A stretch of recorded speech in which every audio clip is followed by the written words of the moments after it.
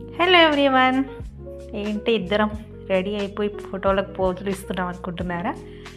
వినాయక చవితి చివరి రోజు 5 రోజులు నిలబెట్టారు మా కమ్యూనిటీలో. చివరి రోజు మేము పూజకు కూర్చున్నాం. చాలా అదృష్టంగా అనిపించింది మరియు చాలా హ్యాపీగా అనిపించింది. చూసారా దేవుణ్ణి ఎంత బాగా అలంకరించారో.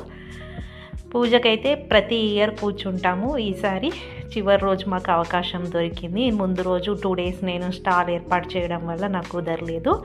సండే రోజు 5వ రోజు రావడం, ఆ రోజు ఈయనకు కూడా ఆఫీస్ హాలిడే ఉండడం వల్ల ఆ రోజు కూర్చున్నాము, హారతి ఇస్తున్నాము.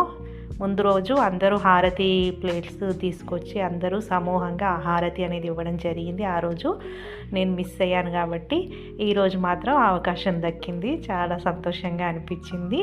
ఇలా ఎంతమంది ప్రతి ఇయర్ పూజకు కూర్చుంటారు. చాలామంది ఇంట్లో కూడా దేవుణ్ణి పెట్టుకుంటారు కదా. నాకైతే అలవాటు లేదు. ఎక్కడైతే వినాయక మండపం ఉంటుందో అక్కడే నేను మ్యాక్సిమం పూజ అయితే జరిపించుకుంటాను. నాకు అక్కడైతే చాలా బాగా అనిపిస్తుంది.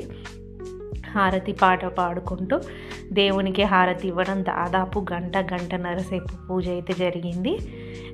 అంత బాగా జరిగింది పూజ. కానీ మనసులో కూడా చాలా బాధ అనిపించింది చివరి రోజు అవడం వల్ల. పూజ అంతా ఫినిష్ అయిపోయిన తర్వాత భోజనాలు చేసి వినాయకుడు ఆ రోజు మధ్యాహ్నమే దేవుణ్ణి అయితే కదిలించేశారు. తర్వాత ఆఫ్టర్నూన్ వినాయకుడి నిమజ్జనం అయితే యాత్ర ప్రారంభమైంది.